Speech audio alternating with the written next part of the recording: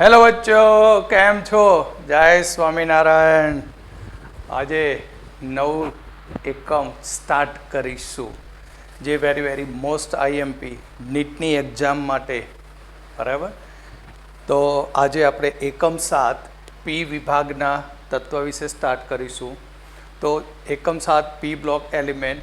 તો પી બ્લોક એલિમેન્ટનો અભ્યાસ કરીએ તે પહેલાં તમને થોડીક સમજૂતી આપી દઉં કે આપણું આધુનિક આવર્ત કોષ્ટક છે એને આપણે કુલ 4 વિભાગમાં વર્ગીકૃત કર્યું હતું. આ રીતે આધુનિક આવર્ત કોષ્ટકને આપણે કુલ 4 વિભાગની અંદર વર્ગીકૃત કર્યું હતું, જેની અંદર પી વિભાગના તત્વો,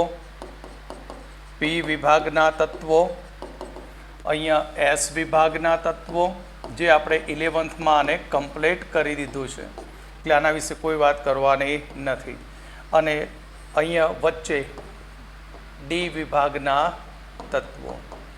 તો ડી વિભાગના તત્વો અને એફ વિભાગના તત્વો એ આ જ 12થની અંદર જ આના વિશે આપણે ડીપમાં ભણીશું. એફ વિભાગના તત્વો. આપણે ફક્ત અહીં પી વિભાગના તત્વ વિશે અભ્યાસ કરવાનો છે. પી વિભાગના તત્વો કોને કહેવાય તે બી તમે જાણો છો કે જો તત્વનો છેલ્લો ઇલેક્ટ્રોન પી કક્ષકમાં દાખલ થાય તો તેને પી વિભાગના તત્વો કહેવામાં આવે છે. અને તેમની ઇલેક્ટ્રોન રચના સામાન્ય રીતે NS1 થી NS NP1 to 6 સુધીની હોય છે. તો સૌથી પહેલું તો અહીંયા તમને 11થની અંદર ભણી ગયા તે મુજબ આવર્ત કોષ્ટકની અંદર આ બાજુના તત્વો એસ વિભાગના એ ધાતુ તત્વો છે. કયા તત્વો છે? ધાતુ તત્વો. ત્યાર પછી ડાબાથી જબા તરફ જાઓ છો એટલે કે તમે આવર્તમાં જાઓ છો. શેમાં જાઓ છો? આવર્તમાં. તો ડાબાથી જબા તરફ જતા તત્વની અંદર અધાતુ ગુણ વધતો જાય છે. એટલે અહીં ડાબાથી જબા તરફ જતા ધાતુ ગુણ ધીમે ધીમે ક્રમશઃ ઘટે છે અને અધાતુ ગુણ વધતો જાય છે. તો પી વિભાગ એવો છે કે જેની અંદર આપણને 3 પ્રકારના તત્વો મળે. ધાતુ તત્વો, અર્ધધાતુ તત્વો અને અધાતુ તત્વો મળતા હોય છે. સૌથી પહેલું તો આપણે ડાબાથી જબા તરફ જઈએ તો તમે જાણો છો કે રેડિયસ હંમેશા ઘટતી જાય, આયોનાઇઝેશન એન્થાલ્પી ઘટતી જાય. આયનીકરણ એન્થાલ્પીનું મૂલ્ય ઘટે તો અહીં તેમની ઇલેક્ટ્રોનેગેટિવિટી વિદ્યુત ઋણતાનું મૂલ્ય વધતું જાય છે. આ બેઝિક કોન્સેપ્ટો થોડા એ તમારે યાદ રાખવા જ પડે, કારણ કે આવર્તમાં ડાબાથી જબા જઈએ છીએ ત્યારે તેના મુખ્ય ક્વોન્ટમાંક એનનું મૂલ્ય અચળ રહે છે. એનનું મૂલ્ય કેવું રહે છે? અચળ રહેતું હોય છે. પરિણામે અહીં વિદ્યુત ઋણતાના મૂલ્યમાં વધારો થવાથી તેમના અધાત્વીય ગુણમાં વધારો થાય છે. એટલે કે તેમના ઓક્સાઇડ જે બને એ ઓક્સાઇડ એ એસિડિક વલણ ધરાવતા હોય છે.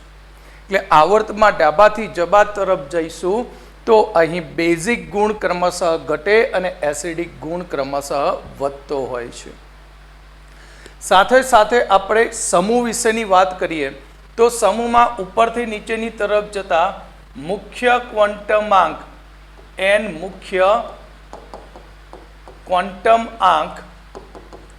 n વધે છે. n વધવાને લીધે રેડિયસ, પરમાણુ ત્રિજ્યા, આયનીય ત્રિજ્યા વધે. જો આયનીય ત્રિજ્યા, પરમાણુ ત્રિજ્યા વધે તો આયોનાઇઝેશન એન્થાલ્પી ઘટે. ઇલેક્ટ્રોનેગેટિવિટી બી અહીંયા ઘટતી જાય છે. અહીંયા વિદ્યુત આયનીકરણ એન્થાલ્પીનું મૂલ્ય વધશે. અહીંયા આયનીકરણ એન્થાલ્પી આવર્તમાં ડાબાથી જબા તરફ જતા વધતી જાય. ઇલેક્ટ્રોગેન એન્થાલ્પી ડેલ્ટા EGH પણ વધતી જાય છે. તો અહીં રેડિયસ વધવાને કારણે આયનીકરણ એન્થાલ્પી ઘટે, વિદ્યુત ઋણતા ઘટે અને ઇલેક્ટ્રોગેન એન્થાલ્પી ડેલ્ટા EGH પણ ઘટતી જાય છે. તો અહીં આયનીકરણ એન્થાલ્પી ઘટી, વિદ્યુત ઋણતા ઘટી અને ઇલેક્ટ્રોનેગેટિવિટી ઘટી. એનો મતલબ કે તેમના ધાત્વીય ગુણમાં વધારો થાય છે અને અધાત્વીય ગુણમાં ઘટાડો થાય છે. માટે તેમના ઓક્સાઇડ જે બી હશે તે ઓક્સાઇડ એ એસિડિકથી બેઝિક બનતા હોય છે. સમૂહમાં ઉપરથી નીચેની તરફ જઈશું તો ઓક્સાઇડ જે બી બનતા હશે એ એસિડિકથી કેવા બનશે? બેઝિક બનતા હોય છે. જેમાં આપણે સમૂહ 17ની વાત કરીશું. સમૂહ 17 કે જેની અંદર બધા તત્વો અધાતુ તત્વો છે. સમૂહ 17ના બધા જ તત્વો કયા ધાતુ તત્વો? એ અધાતુ તત્વો છે. તો હવે આપણે આ બેઝિક કોન્સેપ્ટ આટલું મગજમાં ફિટ કરી 11th હવે આપણે ચેપ્ટરની અંદર આગળ વધીએ. તો સૌથી પહેલો ક્વેશ્ચન થશે કે પી વિભાગના તત્વ કોને કહેવામાં આવે છે? તેમની સામાન્ય ઇલેક્ટ્રોન રચના જણાવો. કે જો તત્વનો છેલ્લો ઇલેક્ટ્રોન પી કક્ષકમાં ભરાતો હોય તો તેને પી વિભાગના તત્વો કહેવામાં આવે છે. આ પી વિભાગના તત્વની ઇલેક્ટ્રોન રચના NS2 NP126 પ્રકારની હોય છે. પણ તેમાં એક અપવાદરૂપ તત્વ છે હિલિયમ, જેની ઇલેક્ટ્રોન રચના 1s2 છે. તો પી વિભાગના તત્વો કયા ગુણધર્મો ઉપર આધાર રાખે છે? તો તે ગુણધર્મો મેં પહેલા કહી દીધા તમને. એક છે પરમાણુય કદ, આયનીકરણ એન્થાલ્પી, ઇલેક્ટ્રોપ્રાપ્તિ એન્થાલ્પી અને વિદ્યુત ઋણતા જેવા પરિબળ ઉપર આધાર રાખે છે. પી વિભાગની અંદર કયા પ્રકારના તત્વો છે? તો પી વિભાગની અંદર 3 પ્રકારના તત્વો છે. ધાતુ, અધાતુ અને અર્ધધાતુ પ્રકારના તત્વો છે. તો પી વિભાગનો આપણે અહીંયા કોષ્ટક જોઈએ તો અહીં સમૂહ 13 અને 14, તો સમૂહ 13 અને 14 આપણે 11thની અંદર કમ્પ્લીટ કર્યા છે. બાકીના 15, 16, 17 અને 18 એમ આપણે 4 સમૂહ અહીં આ ચેપ્ટરની અંદર ભણવાના છીએ. જેમાં સમૂહ 15ની અંદર નાઇટ્રોજન, ફોસ્ફરસ, આર્સેનિક, એન્ટીમની અને બિસ્મથ. ત્યાર પછી સમૂહ 16માં ઓક્સિજન, સલ્ફર, સેલેનિયમ, ટેલ્યુરિયમ અને પોલોનિયમ. સમૂહ 17ની અંદર ફ્લોરિન, ક્લોરિન, બ્રોમિન, આયોડિન અને એટી. ત્યાર પછી helium, neon, argon, krypton, xenon અને રેડોન. તો અહીં આ બધાની ટ્રીક મેં તમને 11thમાં બી શીખવાડી જ દીધી છે. તો આ બંનેને ભેગા કરીને બનાવીશું નાગપુર. એક વધારાનો શબ્દ મૂકીશું કી. AS એટલે ઐશ્વર્યા, સબકી, BB. આ રીતે મેં યાદ રખાયું હતું. બરાબર. અહીં નાના પાટેકર, અસરાણી, સબ બીમાર એ રીતે બી યાદ રાખી શકો. નાના પાટેકર, અસરાણી, સબ, નાના પાટેકર, અસરાણી, સબ બીમાર આ રીતે બી યાદ રાખી શકો. અથવા નાગપુર કી, ઐશ્વર્યા, સબકી, બીબી રાખી શકો યાદ. પછી હશે ઓલ્ડ સ્ટાઇલ સે ટીપો. ઓલ્ડ સ્ટાઇલ સે ટીપો. ત્યાર પછી ફ્લોરિન, ક્લોરિન, બ્રોમિન, આયોડિન અને એટી. ફૂલો સે, કલીઓ સે, બહારો સે, આઈ થી એક આંટી. આ રીતે બી યાદ રાખી શકો. ફૂલો સે, કલીઓ સે, બહારો સે, આઈ થી એક આંટી. ત્યાર પછી સમૂહ 18 हीना, नीना और करीना, एक्सरे रंगीन. हीना, नीना और करीना, एक्सरे रंगीन. તો એને આઈટમ ભેગી કરી તો એમને એક્સરે કેવો આવ્યો? રંગીન. આવે રંગીન જ છે દુનિયામાં એ લોકો. તો હવે આપણે આગળ વધીએ. સમૂહ 15ના તત્વની ઇલેક્ટ્રોન રચના. તો સમૂહ 15ના તત્વની ઇલેક્ટ્રોન રચના, તો દરેક સમૂહ માટેની ઇલેક્ટ્રોન રચના યાદ રાખવી ખૂબ જ સહેલી છે. દરેક સમૂહના પ્રથમ તત્વની ઇલેક્ટ્રોન રચનામાં He કમ્પ્લીટ 2s અને 2p આવશે. ત્યાર પછી બીજા નંબરના તત્વમાં Ne કમ્પ્લીટ 3s 3p આવશે. ત્યાર પછી ત્રીજા નંબરના તત્વમાં આર્ગોન 3d 4s 4p. ચોથા નંબરમાં ક્રિપ્ટોન 4d 5s 5p. અને પાંચમા નંબરના તત્વમાં xenon 4f 5f 6s 6p. ઇલેક્ટ્રોનતા પછી કહું છું, બરાબર. અને છઠ્ઠા નંબરના તત્વની ઇલેક્ટ્રોનતા radon complete 5f 5d 6d 7s 7p નો સમાવેશ થાય. આ પેટર્ન ફિક્સ છે પી વિભાગના તત્વો માટે, બરાબર. સમૂહ 15 તો એનું પ્રથમ તત્વ નાઇટ્રોજન લઈએ. નાઇટ્રોજનમાં 7 ઇલેક્ટ્રોન, તો He કમ્પ્લીટ 2s2 2p5. બાકી ક્યાંય બધું વિચારવાનું નહીં, ફક્ત બધા મુખ્ય ક્વોન્ટમ અંક બદલાતા જશે. અંદરની પેટર્નમાં ઇલેક્ટ્રોન સંપૂર્ણ ભરાયેલા જ રહેશે. તો ફોસ્ફરસની ઇલેક્ટ્રોન રચના એની કમ્પ્લેટ 3s2 3p3, ત્યાર પછી arsenic argon complete 3d10 4s2 4p3, antimony krypton complete 4d10 5s2 5p3, bismuth xenon complete 4f14 5d10 6s2 6p3, ત્યાર પછી મોસ્કોવિયમ, બરાબર, મોસ્કોવિયમ જેના વિશે આપણે બહુ ખાસ ભણવાનું નથી કારણ કે આ તત્વ કેવું છે, રેડિયો એક્ટિવ તત્વ છે MC. Radon complete 5f14 6d10 7s2 7p3, આ એની શું થયું, ઇલેક્ટ્રોન રચના. તો ઇલેક્ટ્રોન રચનામાં તમે જોઈ શકો છો કે અહીં દરેક તત્વની બાહ્યતમ કક્ષાની ઇલેક્ટ્રોન રચના શોર્ટમાં ns2np3 પ્રકારની છે.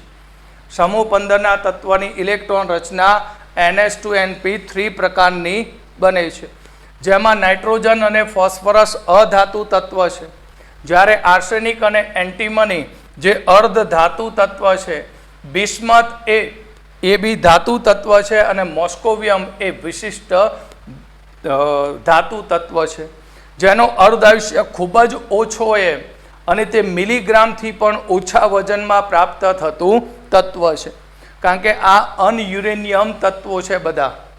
મોસ્કોવિયમ ને એ બધા કેવા તત્વો છે, અનયુરેનિયમ તત્વો છે. તો આગળ આપણે આ સમૂહ 15ના તત્વોના પ્રાપ્તિસ્થાન વિશેની વાત કરીએ તો સમૂહ 15ના તત્વોના પ્રાપ્તિસ્થાનમાં નાઇટ્રોજન આપણને વાતાવરણના કદમાંથી 78% ભાગની અંદર મળતો હોય છે. પૃથ્વીના પોપડામાં સોડિયમ નાઇટ્રાઇટ કે જે ચિલી સોલ્ટ પીટર તરીકે ઓળખવામાં આવે છે. MCQમાં યાદ રાખજો, NaNO3 ને કયા નામે ઓળખવામાં આવશે, તો ચિલી સોલ્ટ પીટરના નામે ઓળખવામાં આવે છે. પોટેશિયમ નાઇટ્રાઇટ જેને ઇન્ડિયન સોલ્ટ પીટર તરીકે ઓળખવામાં આવે છે, આ બી MCQમાં યાદ રાખવું પડશે. અને વનસ્પતિ તથા પ્રાણીઓ એ પ્રોટીન જે એમિનો એસિડના બનેલા છે અને એમિનો એસિડમાં નાઇટ્રોજન ગ્રુપ છે, માટે વનસ્પતિ અને પ્રાણીઓની અંદર પ્રોટીનમાંથી નાઇટ્રોજન મળી શકે. ફોસ્ફરસ જે આપણને એપેટાઇટ ખનિજ સ્વરૂપે મળતું હોય છે, જેનું સામાન્ય સૂત્ર Ca9PO4 6xCax2, Ca9PO4 6CaX2, X તરીકે FCl અને OH. જો આપણે સૂત્રમાં ફ્લોરિન મૂક્યા તો ફ્લોરેપ્ટાઇટ, ક્લોરિન મૂક્યા તો ક્લોરેપ્ટાઇટ અને OH મૂક્યા તો હાઇડ્રોક્સી એપેટાઇટ કહેવામાં આવે છે. ફોસ્ફરસ પ્રાણીઓ અને વનસ્પતિના પદાર્થો માટે આવશ્યક ઘટક છે. જીવંત પ્રાણીની અંદર હાડકાં અને દાંતની અંદર આપણે ફોસ્ફરસ હોય છે. અહીં સૌથી વધુ આપણે જોઈએ તો ફોસ્ફરસ ક્યાં હોય? હાડકામાં હોય છે. જ્યારે તમે કોઈ ડેડ બોડી સળગાવતા હોય ત્યારે લાકડા બળ્યા છતાં પણ એ ડેડ બોડી સળગતી હોય છે, અને જ્યારે ફોસ્ફરસ સળગતો હોય ત્યારે તેમાંથી તીવ્ર પ્રકાશ નીકળતો હોય છે. રાતે અંધારામાં જાઓ તો એ જો ડેડ બોડીમાં ફોસ્ફરસ પૂરેપૂરું ભર્યું ના હોય તો રાતે તમને સ્મશાનમાં ચમકતા અંગારા દેખાય, એ આવ્યું બાપા ભૂત, ભાગો, કંઈક આવ્યો, વરગાળ આવ્યો. પણ એવું નથી હોતું, એ ફોસ્ફરસ હોય, એ થોડુંક બાકી રહી ગયું હોય તો એના લીધે એ ચમકતો હોય. એટલે હાડકાં અને જીવંત પ્રાણીઓના કોષમાં ફોસ્ફોપ્રોટીન એ દૂધ અને ઈંડામાં રહેલું હોય છે. આર્સેનિક જે રીઅલ્ગર જ્વાળામુખી ફાટે ત્યારે તેની અંદર As4S4 રીઅલ્ગર સ્વરૂપે, ઓર્પિમેન્ટ As2S3 સ્વરૂપે, આર્સેનોપાયરાઇડ્સ FeASH સ્વરૂપે મળે છે. એન્ટીમની તો એન્ટીમની સલ્ફાઇડ Sb2S3, એન્ટીમની ઓર, આ સૂત્ર તમારે યાદ રાખવું પડશે, એન્ટીમની ઓર Sb2O4, જ્યારે બિસ્મુથાઇન Bi2S3, બિસ્માઇટ Bi2O3, બિસ્મથ સ્પાર BiO2CaCO3. આ આપણા સમૂહ 15ના તત્વોના પ્રાપ્તિ સ્થાન છે. હવે આપણે સમૂહ 15ના તત્વોના ભૌતિક ગુણધર્મો વિશે ક્રમ બાય ક્રમ જોઈશું. સૌથી પહેલી ઇલેક્ટ્રોન રચના. તો ઇલેક્ટ્રોન રચનાની અંદર આપણે જોયું કે દરેક સમૂહના તત્વની બાહ્યતમ કોષની ઇલેક્ટ્રોન રચના કેવી હતી યાદ છે? 2s2 2p3 3s2 3p3 4s2 4p3 એટલે કે શોર્ટમાં ns2np3 પ્રકારની ઇલેક્ટ્રોન રચના છે. અહીં ns2np3 પ્રકારની રચના કહી એનો મતલબ કે આપણા ns ની અંદર 2 ઇલેક્ટ્રોન કમ્પ્લીટ ભરેલા છે, પણ p ની 3 કક્ષકો છે અને p ની અંદર 3 ઇલેક્ટ્રોન. તો આ કયા નિયમ મુજબ એક એક ઇલેક્ટ્રોન ગોઠવીશું? તો અહીંયા આપણે એક એક ઇલેક્ટ્રોન હુન્ડના નિયમ પ્રમાણે ગોઠવીએ છીએ. તો હુન્ડના નિયમ પ્રમાણે ઇલેક્ટ્રોનની ગોઠવણી કરતા અહીં p ની અંદર 3 કક્ષકો કે જે અર્ધપૂર્ણ ભરાયેલી છે. કેવી છે? અર્ધપૂર્ણ ભરાયેલી છે. તમે બેટા જાણો છો કે અર્ધપૂર્ણ ભરાયેલી કક્ષકો હોય તો તે તત્વને વધુ સ્થાયિત્વ આપતી હોય છે. તો અહીંયા આપણે સમૂહ 15ના તત્વની ઇલેક્ટ્રોન રચનાની વાત કરીએ તો તેના સંયોજકતા કોષની ઇલેક્ટ્રોન રચના ns2np3 પ્રકારની છે, જેમાં s કક્ષક ઇલેક્ટ્રોનથી સંપૂર્ણ ભરાયેલી છે, પરંતુ p કક્ષક એ અડધી ભરાયેલી છે. માટે આ ઇલેક્ટ્રોન રચના તત્વને વધુ સ્થાયિત્વ આપે છે. પરમાણુવીય ત્રિજ્યા અને આયનીય ત્રિજ્યા. સમૂહ 15ના તત્વોની અંદર ઉપરથી નીચેની તરફ જતા અહીં સહસંયોજક અને આયનીય ત્રિજ્યાના કદમાં વધારો થતો જાય છે. કેમ વધારો થાય? તો બેટા નાઇટ્રોજનની ઇલેક્ટ્રોન રચના 2s2 2p3 છે. કઈ છે? 2s2 2p3. ફોસ્ફરસની 3s2 3p3. આર્સેનિક જેની ઇલેક્ટ્રોન રચના 4s2 4p3. Antimony Sb electron રચના 5s2 5p3 પ્રકારની ઇલેક્ટ્રોન રચના છે. તો તમે અહીં આ કેન્દ્ર છે, કેન્દ્રની ફરતે પહેલો કોષ n બરાબર 1, બીજો કોષ n બરાબર 2, n બરાબર 3, ત્રીજો કોષ. એટલે કે અહીંયા આપણું નાઇટ્રોજન ફિનિશ, અહીંયા આપણું ફોસ્ફરસ, એની પાછળ આર્સેનિક. તો તમે જોઈ શકો છો કે અહીં મુખ્ય ક્વોન્ટમાંકનું મૂલ્ય સતત વધતું જાય છે અને જેમ જેમ મુખ્ય ક્વોન્ટમાંકના મૂલ્યમાં વધારો થતો જશે તેમ તેમ તેની ત્રિજ્યામાં વધારો થતો હોય છે, ચાહે તે સહસંયોજક ત્રિજ્યા હોય કે આયનીય ત્રિજ્યા હોય. એટલે સમૂહમાં ઉપરથી નીચેની તરફ જતા સહસંયોજક અને આયનીય ત્રિજ્યાની અંદર ક્રમશઃ વધારો થતાં તેમના કદમાં વધારો થાય છે. નાઇટ્રોજન અને ફોસ્ફરસ તરફ જતા અહીં સહસંયોજક ત્રિજ્યાની અંદર નોંધપાત્ર વધારો થયેલો જોવા મળે છે. નાઇટ્રોજન અને ફોસ્ફરસ જે તત્વો છે એ નાઇટ્રોજન અને ફોસ્ફરસ એ કદમાં નાના તત્વો છે. જ્યારે કોઈ સમૂહમાં તત્વ કદમાં નાનું હોય ત્યાં મોટા ભાગે સહસંયોજક ત્રિજ્યા રચાતી હોય છે. પણ નાઇટ્રોજન કરતાં ફોસ્ફરસનું કદ મોટું છે, કારણ કે નાઇટ્રોજનની અંદર n બરાબર 2 છે, ફોસ્ફરસમાં n બરાબર 3. માટે નાઇટ્રોજન કરતાં ફોસ્ફરસની સહસંયોજક ત્રિજ્યા ક્રમશઃ વધારે છે. ત્યાર પછી આર્સેનિક અને બિસ્મથ તરફ જાઓ. આર્સેનિકથી બિસ્મથ તરફ જઈએ તો તેમની સહસંયોજક ત્રિજ્યામાં બહુ મોટો વધારો થતો નથી. કેમ બેટા?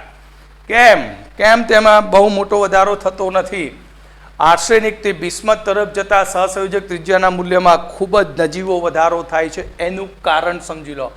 આર્સેનિક ઇલેક્ટ્રોન રચના, તો એની ઇલેક્ટ્રોન રચના એ 3d10 4s2 4p3. આ એન્ટીમની ઇલેક્ટ્રોન રચના 4d10 5s2 5p3 અને બિસ્મથ તેની ઇલેક્ટ્રોન રચના 4f14 5d10 6s2 6p3. તમને 11th અંદર મેં ખૂબ જ સરસ રીતે સમજાવેલું છે કે અહીં આપણે આર્સેનિક, એન્ટીમની અને બિસ્મથના વાત કરીએ તો આર્સેનિક અને એન્ટીમનીની અંદર ડી કક્ષક આવે છે, જ્યારે બિસ્મથની અંદર એફ અને ડી કક્ષકનો સમાવેશ થાય. ડી અને એફ કક્ષકો કદમાં મોટી હોય છે. કદમાં મોટી હોવાને કારણે જે કેન્દ્ર ઉપર, આ કેન્દ્ર છે અને કેન્દ્ર ઉપર જે શિલ્ડિંગ બનવાનું હોય છે ઇલેક્ટ્રોનનું, એ શિલ્ડિંગ એ નબળું બનતું હોય છે.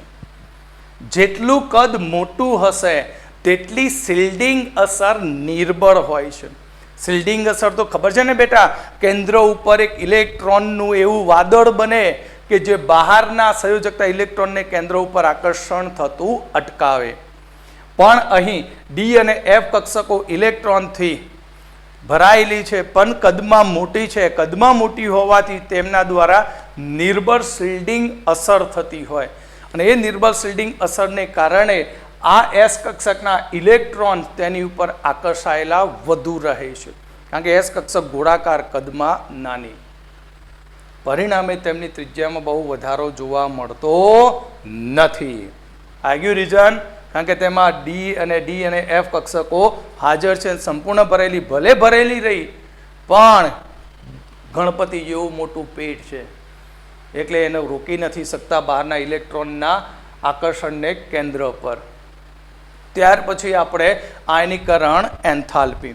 આયનીકરણ એન્થાલ્પી રેડિયસ સાથે વ્યસ્ત સંબંધ ધરાવે. આયોનાઇઝેશન એન્થાલ્પી રેડિયસ ત્રિજ્યા સાથે વ્યસ્ત સંબંધ ધરાવે છે. એટલે કે સમૂહમાં ઉપરથી નીચેની તરફ જઈએ છીએ ત્યારે તમે જાણો છો કે મુખ્ય ક્વોન્ટમાંક 2, 3, 4 એનના મૂલ્યમાં ક્રમશઃ સતત શું થતો જાય? વધારો થતો જાય. અને એનના મૂલ્યમાં વધારો થવાને કારણે અહીં ઇલેક્ટ્રોનનું કેન્દ્ર પ્રત્યેનું આકર્ષણ ઓછું થાય, માટે કક્ષા કદ વધે અને આકર્ષણ બળ ઓછું થાય તો ઇલેક્ટ્રોન સહેલાઈથી મુક્ત થઈ શકે. માટે નાઇટ્રોજન, ફોસ્ફરસ, આર્સેનિક, એન્ટીમની અને બિસ્મથ તરફ નીચેની તરફ જઈશું તો આયોનાઇઝેશન એન્થાલ્પીના મૂલ્યમાં શું થશે? ઘટાડો થતો હોય છે. અહીં પી કક્ષક ઇલેક્ટ્રોનથી અર્ધપૂર્ણ ભરાયેલી છે. પી કક્ષક ઇલેક્ટ્રોનથી અર્ધપૂર્ણ ભરાયેલી છે. એટલે કે અહીં પી કક્ષક ઇલેક્ટ્રોનથી અર્ધપૂર્ણ ભરાયેલી હોવાથી સમૂહ 15ના તત્વની આયનીકરણ એન્થાલ્પી તેના આગળના અનુવર્તીય આવર્તના તત્વ કરતાં 14 કરતાં તેની આયનીકરણ એન્થાલ્પીનું મૂલ્ય વધુ હોય છે. એટલે કે સમૂહ 14 કયા? કાર્બન, સિલિકોન, બરાબર. એ જ પ્રમાણે સમૂહ 15 તો નાઇટ્રોજન અને ફોસ્ફરસ. આગળ આપણે ઉદાહરણ લેવા નથી, બરાબર. કહે સીતાજી સુનો પ્રભુ, એ રીતે એને આખું યાદ કરાવ્યું હતું મેં. તો સમૂહ 14 કરતાં સમૂહ 15ના તત્વોની આયનીકરણ એન્થાલ્પીનું મૂલ્ય વધુ છે, કારણ કે આ તત્વોની ઇલેક્ટ્રોન રચના NH2NP2 પ્રકારની છે, જ્યારે આમની ઇલેક્ટ્રોન રચના NH2NP3 પ્રકારની છે. અને પી કક્ષક ઇલેક્ટ્રોનથી અર્ધપૂર્ણ ભરાયેલી છે અને અર્ધપૂર્ણ કક્ષક તત્વને વધુ સ્થાયિત્વ આપે છે, માટે તેમની આયનીકરણ એન્થાલ્પીનું મૂલ્ય વધુ હોય છે. ત્યાર પછી નોંધ યાદ રાખજો, વેરી મોસ્ટ આઈએમપી, નાઇટ્રોજનની પ્રથમ આયનીકરણ એન્થાલ્પી ઓક્સિજન કરતાં વધુ છે. ધ્યાન રાખો, નાઇટ્રોજન ઇલેક્ટ્રોન રચના 2s2 2p3, oxygen 2s2 2p4. તો જુઓ, પ્રથમ આયોનાઇઝેશન કરું, ફર્સ્ટ આયોનાઇઝેશન, આનું બી ફર્સ્ટ આયોનાઇઝેશન, પ્રથમ આયનીકરણ કરીશ. તો પ્રથમ આયનીકરણ કરવા જાઉં તો આની પી કક્ષક ઇલેક્ટ્રોનથી કેવી ભરાયેલી છે? અર્ધપૂર્ણ છે. આની પી કક્ષક ઇલેક્ટ્રોનથી કેવી છે? અર્ધપૂર્ણ છે. અર્ધપૂર્ણ છે. પરિણામે તેમના ઇલેક્ટ્રોન વચ્ચેનું અપાકર્ષણ બળ ઓછું છે. સમાન સિમેટ્રીએ એક જ સિમિતિમાં બધા ઇલેક્ટ્રોન ગોઠવાયેલા છે, પરિણામે તેમની વચ્ચેનું અપાકર્ષણ ઓછું છે, માટે તેને વધુ સ્થાયિત્વ મળે છે. જ્યારે અહીં પીની અંદર એક યુગ્મિત છે, બખ્ખા બખ્ખા ડખા ચાલો, એક ઘરમાં બે વહુ ભેગી કરી દેરાણી જેઠાણી, અપાકર્ષણ ચાલુ થઈ ગયું લટ્ટમ લટ્ટા, એટલે અહીંયાથી એક ઇલેક્ટ્રોન સહેલાઈથી દૂર કરી શકાય. માટે પ્રથમ ionisation energy n greater than oxygen કરતાં વધુ હશે. હવે ઇલેક્ટ્રોન ગુમાવી n પ્લસ બન્યો, તો second ionisation N2s2 2p2, oxygen plus બન્યો તો 2s2 2p3 થઈ. હવે O પ્લસ બન્યો ત્યારે પ્રથમ આયનીકરણથી O પ્લસ બન્યો ત્યારે તે અર્ધપૂર્ણ ભરાઈ. કેવી થઈ? અર્ધપૂર્ણ ભરાઈ. અર્ધપૂર્ણ ભરાવાથી તે કેવું બની જાય? વધુ સ્થાયી બને. જ્યારે આ પી કક્ષક અર્ધપૂર્ણ ભરાઈ નથી, બરાબર. પરિણામે સેકન્ડ આયોનાઇઝેશન એનર્જી નાઇટ્રોજન કરતાં સેકન્ડ આયોનાઇઝેશન એનર્જી ઓક્સિજનની વધારે હોય છે. આ બધું જ મેં તમને ડીપમાં 11th અંદર શીખવાડ્યું છે છેક 5th આયોનાઇઝેશન સુધીના, બરાબર. તો એ વિડીયો લેક્ચર તમે આયનીકરણના જોઈ લેજો ફરીથી, એટલે તમારો બધો કોન્સેપ્ટ નીટ માટેનો કમ્પ્લીટ થઈ જશે. તો અહીં નાઇટ્રોજનની આયનીકરણ એન્થાલ્પી ફર્સ્ટ વધુ છે. એનું કારણ નાઇટ્રોજનની ઇલેક્ટ્રોન રચના 2s2 2p3 અને ઓક્સિજનની ઇલેક્ટ્રોન રચના 2s2 2p4 પ્રકારની છે. હવે પ્રથમની વાત કરીએ તો અહીં નાઇટ્રોજનની પી કક્ષક ઇલેક્ટ્રોનથી અર્ધપૂર્ણ ભરાયેલી છે, જે નાઇટ્રોજનને વધુ સ્થાયી બનાવે છે. પરંતુ જ્યારે N+ આયન બને ત્યારે તેની ઇલેક્ટ્રોન રચના 2s2 2p2 પ્રકારની બને છે અને ઓક્સિજનની ઇલેક્ટ્રોન રચના 2p3 પ્રકારની બને. એટલે O+ બને ત્યારે અહીંયા અર્ધપૂર્ણ ભરાયેલી કક્ષક જોવા મળે. માટે દ્વિતીયક આયનીકરણ એન્થાલ્પી ઓક્સિજનની વધુ છે. આથી આયનીકરણ એન્થાલ્પીનો ક્રમ આપણે જોઈએ તો નાઇટ્રોજન માટેનો આયનીકરણ એન્થાલ્પીનો ક્રમ NH2NP3 છે. એટલે ફર્સ્ટ આયોનાઇઝેશન એનર્જીથી થર્ડ આયનીકરણ તરફ જઈએ એક જ તત્વમાં બરાબર. આયનીકરણ એન્થાલ્પીનું મૂલ્ય ક્રમશઃ એક ઇલેક્ટ્રોન ગુમાવતા કેન્દ્રનો ધન વીજભાર વધતો જાય. જેમ કે નાઇટ્રોજનમાં 7 પ્રોટોન છે. સંયોજકતામાં કેટલા ઇલેક્ટ્રોન? તો 5 ઇલેક્ટ્રોન 2s અને 2pમાં. હવે એક ઇલેક્ટ્રોન ગુમાવી દે તો શું થશે? પ્રોટોન તો કેન્દ્રમાં 7 જ રહેશે, પણ ઇલેક્ટ્રોન કેટલા થયા? 2s2 2p2 થઈ ગયું, એટલે 4 થયા. 4નું આકર્ષણ બળ શું થાય? વધતું જાય ઇલેક્ટ્રોન જેમ જેમ ગુમાવે તેમ. માટે આયનીકરણ એન્થાલ્પીના મૂલ્યો સતત વધતા જાય છે. વિદ્યુત ઋણતા સામાન્ય રીતે સમૂહમાં ઉપરથી નીચેની તરફ જતા કદ વધવાથી વિદ્યુત ઋણતાના મૂલ્યો ઘટતા જાય. કદ વધે વિદ્યુત ઋણતા મતલબ ભાગીદારીના ઇલેક્ટ્રોનને પોતાની તરફ આકર્ષવાની તાકાત. તો અહીં સમૂહમાં ઉપરથી નીચેની તરફ જતા પરમાણુના કદમાં વધારો થતાં કેન્દ્રનું આકર્ષણ બળ બાહ્ય ઇલેક્ટ્રોન ઉપર ઘટે, માટે ભાગીદારીના ઇલેક્ટ્રોનનું આકર્ષણ બળ ઘટતું જાય. જો કે ભારે તત્વોની અંદર આ બહુ તફાવત જોવા મળતો નથી. આ તફાવત આપણે ફક્ત ક્યાં જોવા મળે? નાઇટ્રોજન અને ફોસ્ફરસમાં EN નો તફાવત મોટો હશે, પરંતુ ત્યાર પછી આર્સેનિક, એન્ટીમની અને બિસ્મથ તરફ જઈશું તો બંને વચ્ચે વિદ્યુત ઋણતાનો તફાવત ઘટતો જશે. ત્યાં બહુ મોટો તફાવત જોવા મળશે નહીં. કેમ? કારણ કે D અને D અથવા F કક્ષક ઇલેક્ટ્રોનથી કેવી ભરાયેલી? સંપૂર્ણ.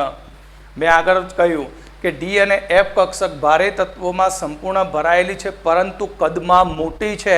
કદમાં મોટી હોવાને કારણે તેમનું શિલ્ડિંગ ખૂબ જ નિર્બળ બને, માટે ઇલેક્ટ્રોનનું કેન્દ્ર ઉપર આકર્ષણ બળ વધતું હોય છે. માટે તેમની વિદ્યુત ઋણતાના મૂલ્યમાં બહુ ખાસ મોટો વધારો થતો નથી. ઘનતા પરમાણુય ક્રમાંક વધવાની સાથે પરમાણુય દળમાં વધારો થાય અને કદના વધારા કરતાં દળનો વધારો વધુ હોવાથી ઘનતા વધતી જાય છે.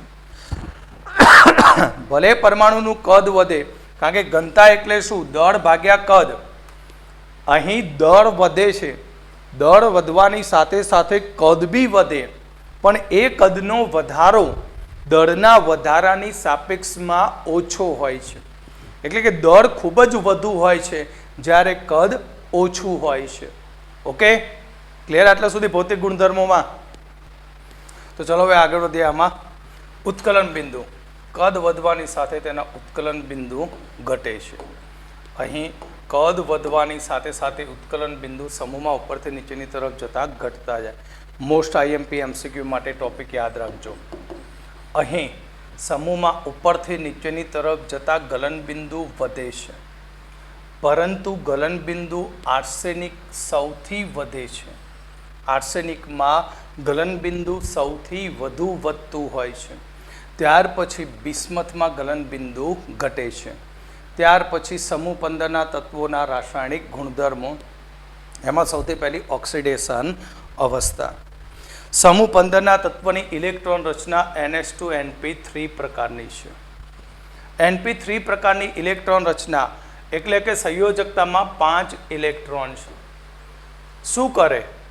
અષ્ટક પૂર્ણ કરવા માટે 3 ઇલેક્ટ્રોન મેળવીને -3 ઓક્સિડેશન અવસ્થા બનાવી શકે અથવા તો 5 ઇલેક્ટ્રોન ગુમાવીને +5 ઇલેક્ટ્રોન રચના બનાવી શકે. તો આ +3 ક્યાંથી ટપકી? ભાઈ, એક નિષ્ક્રિય યુગ્મ અસર.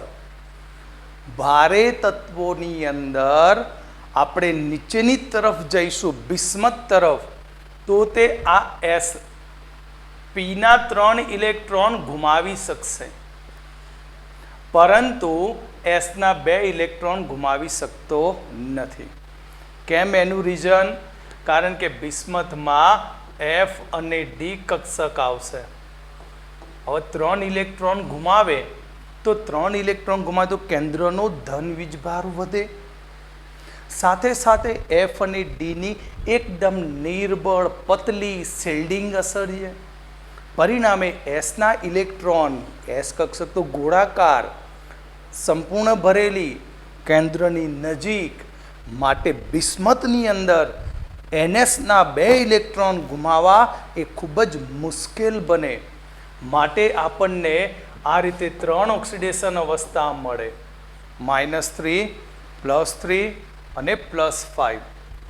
સમૂહમાં ઉપરથી નીચેની તરફ જવાથી કદમાં વધારો થાય છે. કદ વધે તો ઇલેક્ટ્રોન મેળવવાની જગ્યાએ ગુમાવે, એટલે -3 ઓક્સિડેશન અવસ્થાની સ્થાયીતા ઘટતી જાય. સૌથી નાના કદ કોના? તો કદની વાત કરીએ તો nitrogen <= phosphorus <= arsenic <= bismuth antimony <= bismuth. એટલે આ બંનેના કદ નાના છે. કદ નાના હોવાથી આ આઇટમો 3 ઇલેક્ટ્રોન મેળવીને તેઓ -3 ઓક્સિડેશન અવસ્થા પ્રાપ્ત કરી N3- અને P3- નાઇટ્રાઇટ અને ફોસ્ફાઇટ બનાવી શકે છે. આ ઉપરાંત નાઇટ્રોજન ઓક્સિજન સાથે +1 થી સ્ટાર્ટ કરીને +5 ઓક્સિડેશન અવસ્થા મેળવી શકે છે. MCQમાં યાદ રાખજો. નાઇટ્રોજન ઓક્સિજન સાથે સંયોજાઈને જુદા જુદા પ્રકારના ઓક્સાઇડ બનાવશે. એ ઓક્સાઇડમાં તેની ઓક્સિડેશન અવસ્થા +1 થી +5 સુધીની હોય છે. જેમ કે નાઇટ્રસ ઓક્સાઇડ, હાસ્યવાયુ, જેમાં ઓની ઓક્સિડેશન અવસ્થા -2 તો N+1, ઓની ઓક્સિડેશન અવસ્થા -2 તો Ne+2. નાઇટ્રિક ઓક્સાઇડ, ડાયનાઇટ્રોજન ટ્રાયોક્સાઇડ, એની ઓક્સિડેશન અવસ્થા +3, 3 દુ 6, 6/2. ડાયનાઇટ્રોજન ટેટ્રોક્સાઇડ તો ઓક્સિડેશન અવસ્થા +4, ડાયનાઇટ્રોજન પેન્ટોક્સાઇડ તો નાઇટ્રોજનની ઓક્સિડેશન અવસ્થા +5 જોવા મળે છે. અહીં ખાસ નોંધ યાદ રાખજો કે નાઇટ્રોજનનો પેન્ટાહેલાઇડ બનાવી શકાતો નથી. નાઇટ્રોજનનો પેન્ટાહેલાઇડ શક્ય નથી. કેમ શક્ય નથી? એક તો એનું કારણ સમજો કે નાઇટ્રોજન કદમાં સૌથી નાની સ્પીસી છે. નાઇટ્રોજન કદમાં સૌથી નાની સ્પીસી છે, પણ તેના જોડે જો Cl જોડીએ તો આ એક Cl, બીજો Cl, ત્રીજો Cl, ચોથો Cl, પાંચમો Cl. કદ નાનું છે અને જો 5 મોટા કદના હેલાઇડ જોડાય તો તેમની વચ્ચે રિપલ્શન થાય, અપાકર્ષણ થાય, સખત અપાકર્ષણ થાય, ભયંકર. પરિણામે NX5 અસ્થાયી બનીને તૂટી જાય. માટે અહીંયા નાઇટ્રોજનનો પેન્ટાહેલાઇડ બનાવી શકતો નથી. ટ્રાહેલાઇડ શક્ય છે. ટ્રાહેલાઇડ શક્ય છે. ઉદાહરણ તરીકે NCl3, પણ NCl3 વિસ્ફોટક છે. NCl3 વિસ્ફોટક છે. NCl5 બીજું કારણ આપ્યું કે તેમાં ડી કક્ષક પ્રાપ્ય નથી, અને જો પ્રાપ્ય થાય તો બી શક્ય નથી. કેમ? કારણ કે Cl ઉપર લોન પેર અપાકર્ષણ કરે, તૂટી જાય. નાઇટ્રોજનના ઓક્સી એસિડના દ્રાવણમાં નાઇટ્રોજનની ઓક્સિડેશન અવસ્થા +1 થી +5 અહીં ડિસ્પ્રોપોર્શન થતી હોય છે, એટલે કે વિષમી પ્રમાણમાં હોય છે, વિષમીકરણ પામે. જેમ કે નાઇટ્રસ એસિડ HNO2. HNO2 માંથી nitric acid plus nitric oxide બને. નાઇટ્રિક એસિડની અંદર આનો ઓક્સિડેશન આંક થશે +5, આનો ઓક્સિડેશન થશે +2, અને આની અંદર ઓક્સિડેશનાંક થશે +3. એટલે કે અહીં +1 થી +5 તે વિષમીકરણ પામતો હોય છે. ફોસ્ફરસના ઓક્સો એસિડ સંયોજનો જે +1 અને +4 ઓક્સિડેશન અવસ્થા ધરાવે છે.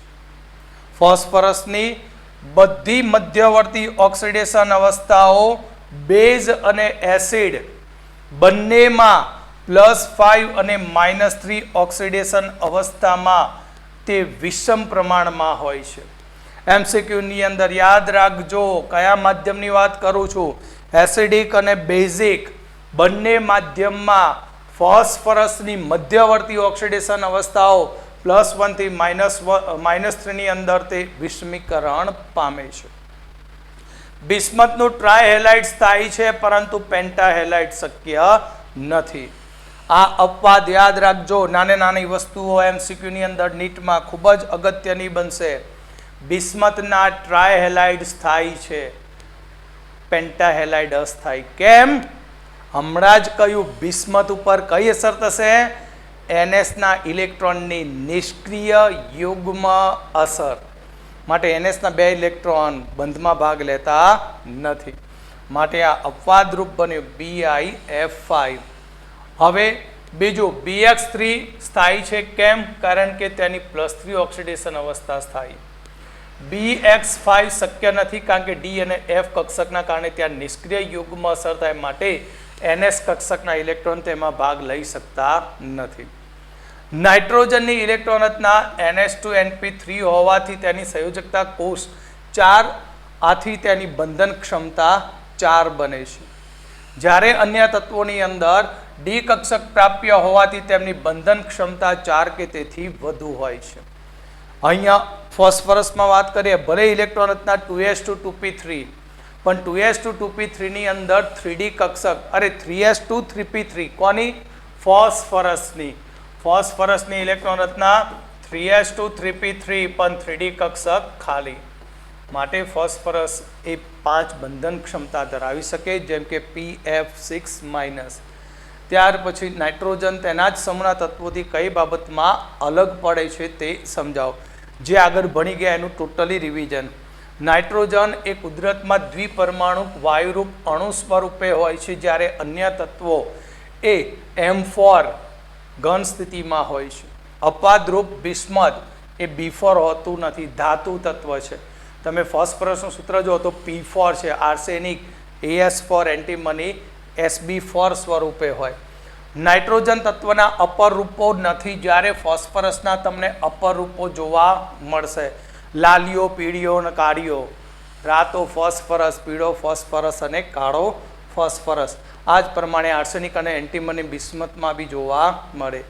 નાઇટ્રોજનના ટ્રાયોક્સાઇડ અને પેન્ટોક્સાઇડની વાત કરીએ તો નાઇટ્રોજનનો ટ્રાયોક્સાઇડ N2O3 અને પેન્ટોક્સાઇડ N2O5 એક આણ્વીય છે, જ્યારે અન્ય તત્વોના ટ્રાયોક્સાઇડ અને પેન્ટોક્સાઇડ દ્વિઆણ્વીય છે. જેમ કે આપણે P2O5 નથી લખતા, શું લખે? P4O10, બરાબર. ત્યાર પછી P4O6 ડબલ ફિગરમાં લખીએ છીએ, એટલે કે તે દ્વિઆણ્વીય સ્વરૂપે હોય છે. ટ્રાયોક્સાઇડ જેમ કે P4O6 AS4O6, બરાબર, P4O10 AS4O10. નાઇટ્રોજન તત્વના ટ્રાયહાઇડ્રાઇડ એટલે કે NH3 જે બિનઝેરી છે, જ્યારે અન્ય તત્વોના ટ્રાયહાઇડ્રાઇડ એ ઝેરી છે, જેમ કે ફોસ્ફિન અને આર્સિન. એમોનિયા બિનઝેરી, ફોસ્ફિન અને આર્સિન એ ઝેરી તત્વો છે. નાઇટ્રોજન અધાતુ તત્વ છે, માટે તેના ઓક્સાઇડ એસિડિક ગુણધર્મ ધરાવે છે. અહીં NF3 સિવાયના નાઇટ્રોજનના બધા જ ટ્રાયહેલાઇડ વિસ્ફોટક છે. વેરી મોસ્ટ IMP MCQની અંદર નીટ માટે. NF3 સિવાયના NCl3, NBr3 એ બધા જ વિસ્ફોટક છે, જ્યારે અન્ય તત્વોના ટ્રાયહેલાઇડ સ્થાયી છે. નાઇટ્રોજન તત્વ કદમાં નાનો, ઊંચી વિદ્યુત ઋણતાને કારણે તે પીપાઈ બંધ બનાવતો હોય છે, જ્યારે અન્ય સમૂહના તત્વોમાં પીપાઈ બંધ બનતો નથી. કેમ? કારણ કે નાઇટ્રોજનની અંદર P કક્ષકો અર્ધપૂર્ણ છે અને પી કક્ષકો અર્ધપૂર્ણ, તો પી કક્ષકના સંમિશ્રણથી પાઈ બંધ બને તો પી પાઈ બંધ બને. જ્યારે ફોસ્ફરસ આર્સેનિક એન્ટીમનીમાં પી પાઈ બંધ બનતો નથી, કારણ કે તે કદમાં મોટા છે. જ્યારે અહીં નાઇટ્રોજન ત્રિબંધ બનાવશે, બરાબર, અને વાયુ સ્વરૂપે હોય, જ્યારે ફોસ્ફરસ આર્સેનિક એન્ટીમની બધી આઇટમો એકલ બંધ વડે જોડાય, જ્યારે બિસ્મથ એ ધાત્વીય બંધ રચે છે. નાઇટ્રોજન તત્વની સંયોજકતામાં ડી કક્ષક પ્રાપ્ય નથી, માટે તેની બંધન ક્ષમતા 4 છે. પરિણામે નાઇટ્રોજન ક્યારેય ડી પાઈ બંધ બનાવી શકતો નથી. જ્યારે ફોસ્ફરસ આર્સેનિક એન્ટીમની જેવા તત્વો એ ડી પાઈ પ્રકારનો બંધ રચી શકે છે. જેમ કે અહીં ફોસ્ફરસ અને ઓક્સિજન વચ્ચે ડી પી પાઈ બંધ બનશે, ફોસ્ફરસ અને કાર્બન વચ્ચે ડી પી પાઈ બંધ બનતો હોય છે. એટલે આર એટલે આલ્કાઇલ સમૂહ છે. ફોસ્ફરસ આર્સેનિક તત્વો સંક્રાંતિ ધાતુ તત્વો સાથે તે ડી પાઈ બંધ બનાવી શકે છે. મોસ્ટ આઈએમપી એમસીક્યુ માટે, નીટની એક્ઝામ માટે નાઇટ્રોજન ફક્ત પી પાઈ બંધ બનાવે, જ્યારે ફોસ્ફરસ એ તેનાથી ઉપરના આવર્તના તત્વો એટલે કે ઓક્સિજન, ત્યાર પછી કાર્બન, એની સાથે તે ડી પી પાઈ બંધ બનાવે. જ્યારે સંક્રાંતિ ધાતુઓની સાથે તે ડી પાઈ બંધ બનાવતો હોય છે. એટલે ફોસ્ફરસ અને આર્સેનિક ટ્રાઇઇથાઇલ ફોસ્ફરસ, ટ્રાઇફિનાઇલ એન્ટીમની, અરે આર્સેનિક ટ્રાઇઇથાઇલ ફોસ્ફરસ, ટ્રાઇફિનાઇલ આર્સેનિક જે લિગેન્ડ તરીકે સંક્રાંતિ ધાતુ સાથે ડી પાઈ બંધ બનાવીને જોડાય છે. હવે આવશે નાઇટ્રોજન સમૂહના તત્વોની રાસાયણિક પ્રતિક્રિયાત્મકતા, જેમાં હાઇડ્રોજન પ્રત્યેની પ્રતિક્રિયાત્મકતા.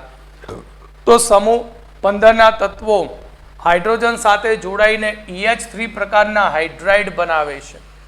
અહીં સમૂહ 15ના તત્વો હાઇડ્રોજન સાથે સંયોજાઈને EH3 પ્રકારના હાઇડ્રાઇડ બનાવે છે, જેમ કે નાઇટ્રોજન, ફોસ્ફરસ, આર્સેનિક અને એન્ટીમની E તરીકે.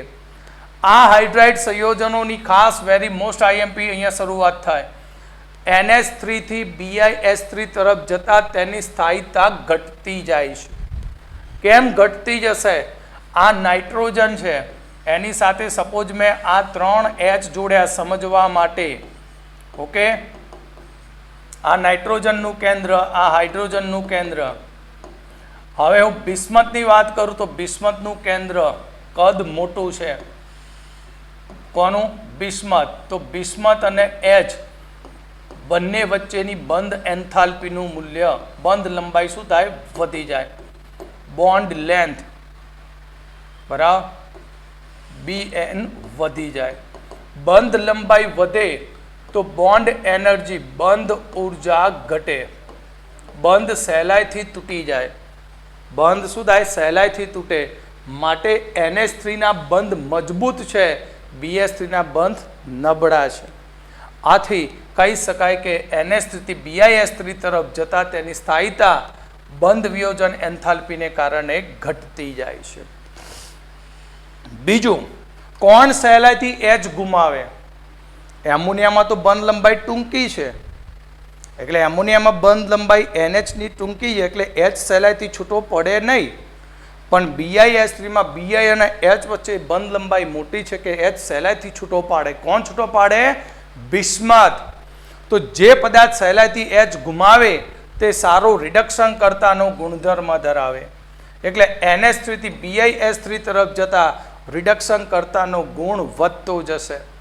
બધા જ હાઇડ્રાઇડ સંયોજનો એ રિડક્શન કરતાનું લક્ષણ ધરાવે. એમોનિયા એ મંદ રિડક્શન કરતા છે, જ્યારે BiH3 એ સૌથી પ્રબળ રિડક્શન કરતા છે. બેઝિકતાનો ક્રમ ક્રમશઃ શું થાય? ઘટતો જાય. તો અહીંયા આપણે વાત કરીએ તો NH3 થી BS3, PS3 થી ASS3, SBS3 અને BiS3 લગભગ સમાન બેઝિકતા ધરાવે. માટે સૌથી વધુ બેઝિક ગુણધર્મ નાઇટ્રોજનનો એટલે કે એમોનિયાનો ત્યાર પછી બેઝિક ગુણ ઘટતો જાય છે. નાઇટ્રોજનની ઊંચી વિદ્યુત ઋણતા, નાના કદને કારણે NH3 ઘન તેમજ પ્રવાહી અવસ્થામાં હાઇડ્રોજન બંધને લીધે જોવા મળે છે. નાઇટ્રોજનનું કદ નાનું છે, તેની સાથે હાઇડ્રોજન પણ છે અને નાઇટ્રોજનની વિદ્યુત ઋણતા વધુ છે, માટે નાઇટ્રોજન બીજા એમોનિયાના H સાથે હાઇડ્રોજન બંધ રચે. આ ammonia negative, positive, positive, positive. આ NH3 negative, H positive, H positive, H positive. બંને વચ્ચે આકર્ષણ બળ થઈને કયો બંધ બની જાય? H બંધ. જ્યારે PH3માં H બંધ બનતો નથી, માટે એમોનિયાના ગલનબિંદુ ઉત્કલન બિંદુ ફોસ્ફીન કરતાં ઊંચા હોય છે. તો અહીં ખાસ આગળ જે સમજાવી એની બધી જ તારણ છે. બંધ લંબાઈ મેં કહી કોની સૌથી વધારે? BiH3ની. એટલે એમોનિયાથી PH3, PH3થી ASH3, SbH3, BiH3 તરફ જતાં બંધ લંબાઈ શું થાય? વધતી જાય.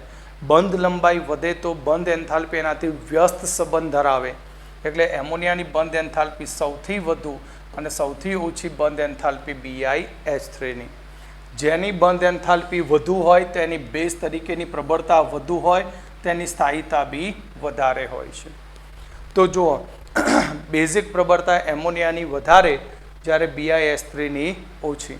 સ્થાયીતા કોની વધારે? NH3ની. કેમ? કારણ કે બંધ એન્થાલ્પી વધુ છે. તો એસિડિક પ્રબળતા તેનાથી તદ્દન વિરુદ્ધ ગુણધર્મ. જે H સહેલાઈથી ગુમાવે તેની એસિડિક પ્રબળતા વધે. એટલે એમોનિયા કરતાં ફોસ્ફીન, ફોસ્ફીન કરતાં આર્સિન, આર્સિન કરતાં સ્ટીબાઇન, સ્ટીબાઇન કરતાં BiH3ની એસિડિક પ્રબળતા વધુ છે. જેવી એસિડિક પ્રબળતાનો ગુણધર્મ હોય તેવો જ તેનો રિડક્શન કરતાનો ગુણ જોવા મળે છે. એટલે ખાસ યાદ રાખજો, આ નીટ માટે અલગ તારવીને આપેલા મેં આખી થિયરીના મુદ્દા છે. ઓકે, ચલો હવે આગળ આપણે નવા ટોપિક ઉપર, ઓક્સિજન સાથેની પ્રતિક્રિયાત્મકતા. તો અહીં આ સમૂહના તત્વો જે છે એ બે પ્રકારના ઓક્સાઇડ બનાવે છે. આ સમૂહના તત્વો કેટલા પ્રકારના ઓક્સાઇડ બનાવશે? બે પ્રકારના. કેમ? કારણ કે આ લોકો +3 અવસ્થા બનાવી શકે અને બીજી +5 ઓક્સિડેશન અવસ્થા બનાવી શકે. હવે આ બંનેનું જોડાણ થાય તો શું બને? M2O3 અને M2O5. એમની જગ્યાએ E પણ મૂકી શકાય.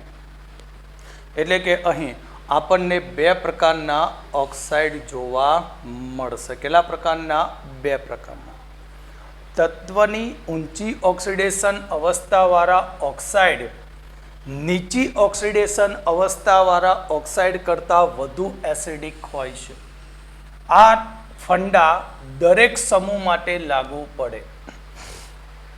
દરેક સમૂહ માટે આ ફંડા લાગુ પડે કે ઊંચી ઓક્સિડેશન અવસ્થા ધરાવતા ઓક્સાઇડ સંયોજનો નીચી ઓક્સિડેશન અવસ્થા ધરાવતા ઓક્સાઇડ કરતાં વધુ એસિડિક હોય છે. એટલે કે આપણે સમૂહમાં ઉપરથી નીચેની તરફ જઈશું તો તેના ઓક્સાઇડની એસિડિકતા શું થાય? ઘટતી જાય છે. તો અહીં નાઇટ્રોજન અને ફોસ્ફરસ E2O3 પ્રકારના ઓક્સાઇડ બનાવશે, જેમ કે N2O3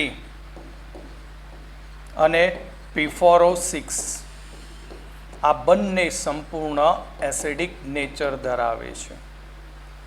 જ્યારે આર્સેનિક As4O6, Sb4O6 તેમના ટ્રાયોક્સાઇડ એ એમ્ફોટેરિક છે. એમ્ફોટેરિક મતલબ ઉભયધર્મી છે. જ્યારે બિસ્મથનો Bi2O3 એ બેઝિક છે. કેમ? કારણ કે બિસ્મથ ધાતુ છે. બિસ્મથ કેવી છે? ધાતુ છે. તો અહીં ધાતુ સાથેની પ્રતિક્રિયાત્મકતા. તો સમૂહ 15ના તત્વો અહીં ધાતુ સાથે પ્રક્રિયા કરે ત્યારે તે -3 ઓક્સિડેશન અવસ્થા દ્વારા દ્વિઅંગી સંયોજનો બનાવશે.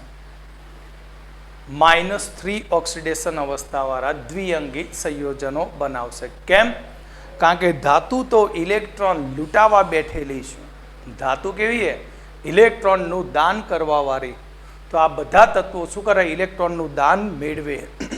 જેમ કે calcium nitride Ca3N2, calcium phosphide Ca3P2, sodium arsenide Na3AS2, zinc antimonide Zn3Sb2, magnesium bismide Mg3Bi2 સ્વરૂપે આ લોકો દ્વિઅંગી ધાત્વીય ઓક્સાઇડ બનાવતા હોય છે. હેલોજન સંયોજન પ્રત્યેની પ્રતિક્રિયાત્મકતા. તો અહીં આ તત્વો હેલાઇડ સંયોજનોની બે શ્રેણીઓ બનાવે. એક ટ્રાયહેલાઇડ બનાવે અને એક પેન્ટાહેલાઇડ. આ ટ્રાયહેલાઇડ પેન્ટાહેલાઇડ તો આપણે આગળ ભણી ગયા. નાઇટ્રોજનનો પેન્ટાહેલાઇડ શક્ય નથી કારણ કે ડી કક્ષક ઉપલબ્ધ નથી. નાઇટ્રોજનનું કદ નાનું છે માટે નાઇટ્રોજનનો પેન્ટાહેલાઇડ શક્ય નથી. નાઇટ્રોજનની અંદર ફક્ત NF3 શક્ય છે. ત્યાર પછીના NCl3, NBr3 આ બધા ટ્રાયહેલાઇડ વિસ્ફોટક છે. બિસ્મથની અંદર ફક્ત BiF3 શક્ય, બાકી કોઈ શક્ય નથી. તો નાઇટ્રોજનની અંદર ડી કક્ષક પ્રાપ્ય નથી માટે તેનો પેન્ટાહેલાઇડ બનતો નથી. એટલે આગળની થિયરી આપણે શાંતિથી સમજાવે વાંચી હોય તો બાકીનો કોઈ પ્રોબ્લેમ થાય નહીં. તો પેન્ટાહેલાઇડ સંયોજનો ટ્રાયહેલાઇડ સંયોજનો કરતાં વધુ સહસંયોજક હોય છે. કેમ? કારણ કે પેન્ટાહેલાઇડ બનવું હોય તો શું કરવું પડે? ઉત્તેજિત અવસ્થા મેળવી પડે, ઇલેક્ટ્રોનની ભાગીદારી કરવી પડે, તો જ +5 ઓક્સિડેશન અવસ્થા મળી શકે. તો પેન્ટાહેલાઇડ સંયોજનોમાં +5 ઓક્સિડેશન અવસ્થા હોય. જ્યારે ટ્રાય ઓક્સિડેશન અવસ્થા એટલે કે 3 ઓક્સિડેશન ટ્રાયહેલાઇડ સંયોજનોમાં +3 ઓક્સિડેશન અવસ્થા હોય છે. અહીંયા આ મુદ્દો કાપી નાખજો કે અહીં ટ્રાયહેલાઇડ સંયોજનોમાં +3 ઓક્સિડેશન અવસ્થા હોય છે અને +3 ઓક્સિડેશન અવસ્થા ધરાવતા તત્વો કરતાં +5 ઓક્સિડેશન અવસ્થા ધરાવતા સંયોજનોમાં ધ્રુવણ ક્ષમતા વધુ હોય છે. એટલે કે સમજો કેવી ધ્રુવણ ક્ષમતા, મતલબ આ +3 છે. +3 દ્વારા જે બી પોઝિટિવ ચાર્જ ઉત્પન્ન થશે તેની સામે મેં મૂક્યો કોઈ Cl-, તો Cl- નું આ ઇલેક્ટ્રોનનું વાદળ. તો આ +3 આની તરફ ખેંચી શકે અને જ્યારે એનું ખેંચાણ થાય એટલે ત્યાં કયો નિયમ લાગુ પડે? ફઝાન નિયમ. ધ્રુવણમાં કયો નિયમ લાગુ પડે? ફઝાન. જેટલો ધન આયન ઉપરનો ધન વીજભાર વધુ હોય, જેમ કે M+5, જેટલો પોઝિટિવ ચાર્જ વધુ હોય અને તેટલા જ કદનો Cl- જો તેની સામે આવે તો M+3 કરતાં M+5 અને વધુ તાકાતથી તેના ઇલેક્ટ્રોનના વાદળને પોતાની તરફ શું કરે? ખેંચી લે. પરિણામે +5 અવસ્થામાં તેનું અહીં સહસંયોજક વલણ આપણને વધુ જોવા મળે છે. નાઇટ્રોજન સિવાયના બધા જ સંયોજનોના ટ્રાયહેલાઇડ સ્થાયી હોય છે. નાઇટ્રોજનમાં NF3 સ્થાયી, BF3 ટ્રાયહેલાઇડ સ્વભાવે સહસંયોજક હોય છે. હવે આવશે ડાયનાઇટ્રોજન વાયુની બનાવટ. ડાયનાઇટ્રોજન વાયુ કેવી રીતે બને? ડાયનાઇટ્રોજન વાયુનું વેપારી ધોરણે ઉત્પાદન કરવા માટે હવાનું પ્રવાહીકરણ કરવામાં આવે છે અને એ હવાનું પ્રવાહીકરણ કર્યા પછી વિભાગીય નિસ્યંદન થાય છે. હવાનું પ્રવાહીકરણ થાય ત્યારે તેની અંદર બે આઇટમો પ્રવાહીકરણ પામે, નાઇટ્રોજન અને ઓક્સિજન. પણ ડાયનાઇટ્રોજનનું ઉત્કલન બિંદુ 77.2 કેલ્વિન હોવાથી તે નિસ્યંદન દરમિયાન પ્રથમ મળી આવે છે. જ્યારે ઓક્સિજનનું ઉત્કલન બિંદુ વધુ છે અને ઓક્સિજનનું ઉત્કલન બિંદુ 90 કેલ્વિન છે. એટલે સપોઝ આપણે એક બંધ પાત્રમાં N2 અને O2 વાયુનું પ્રવાહીકરણ કર્યું હોય અને પછી એ વાયુનું આપણે ઝડપથી પ્રવાહી વાયુનું પ્રસરણ કરીએ તો ઝડપથી વેપરાઇઝ કોણ થાય? જેનું ઉત્કલન બિંદુ નીચું હોય તેનું. એટલે સૌથી પહેલો વિભાગીય નિસ્યંદનમાં ડાયનાઇટ્રોજન બહાર નીકળશે, પછી ડાયઓક્સિજન નીકળે.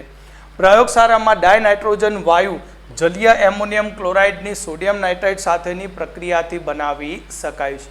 અમુક ટોપિક એવા છે P વિભાગમાં આગળના જે ટોપિક હતા સમજવાના છે. જ્યારે કોઈ બનાવટ ગુણધર્મ ને એ બધું આવે એટલે સનાતન સત્ય કરીને અને રટી જ નાખવાનું. અને આ ચેપ્ટર એવું છે આજે તૈયાર કરો, 2 દિવસ પછી ભૂલી બી જાઓ 100%. એટલે આને વીકમાં તમારે 4 વખત તો રિવિઝનમાં લેવો જ પડે ટોપિક વારે ઘડીએ, તો તમને આના પૂરેપૂરા નીટમાં માર્ક્સ મળી શકે, નહીં તો માર્ક્સ મળી શકે નહીં.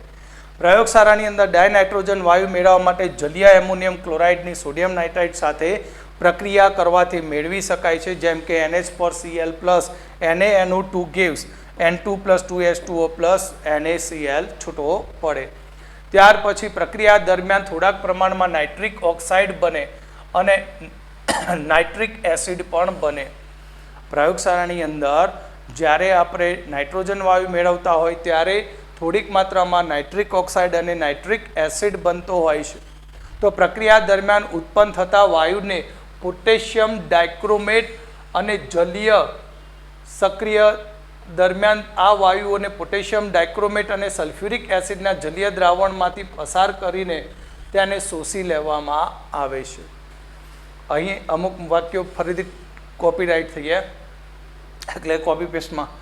તો અહીંયા નાઇટ્રિક ઓક્સાઇડ અને જે N2 વાયુ ઉત્પન્ન થયા તે વાયુઓને આપણે શાની અંદર K2Cr2O7 અને સલ્ફ્યુરિક એસિડના મિશ્રણમાંથી પસાર કરવામાં આવે છે.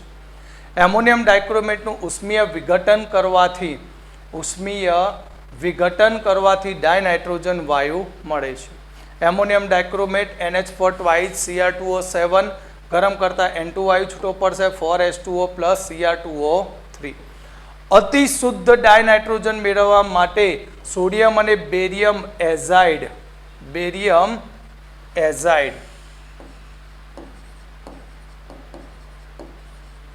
અતિ શુદ્ધ ડાયનાઇટ્રોજન મેળવવા માટે સોડિયમ અથવા બેરિયમ એઝાઇડનું ઉષ્મીય વિઘટન કરીને મેળવી શકાય છે. એઝાઇડનું સૂત્ર N3- આ એઝાઇડનું સૂત્ર છે. તો barium એઝાઇડ BN3 twice gives B++ N2 વાયુ છૂટો મળે. સોડિયમ એઝાઇડ Na+N3, તો ત્યાં આપણને Na+3N2 ગેસ મળે. તો હવે બાકીનું આપણે નેક્સ્ટ લેક્ચરમાં એના ગુણધર્મ વિશે જોઈશું. ઓકે, જય સ્વામિનારાયણ.